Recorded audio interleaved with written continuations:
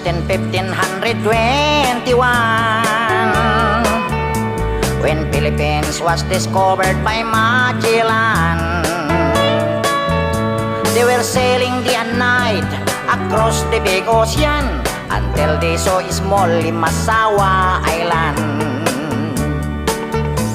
Magellan landed in Limasawa at noon. The people met him very welcome on the shore. They did not understand the speaking they have done, because Kastila git at waray-waray man. When Magellan landed in Cebu City,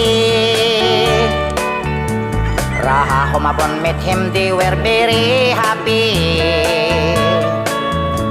All people were baptized and built the Church of Christ. Ang lilit ng itlog eh. Parang itlog ng kalapati.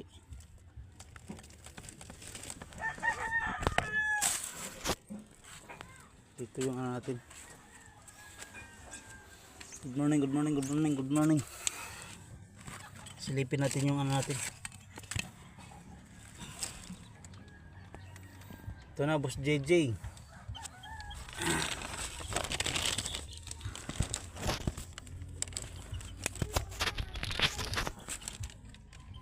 Yan o.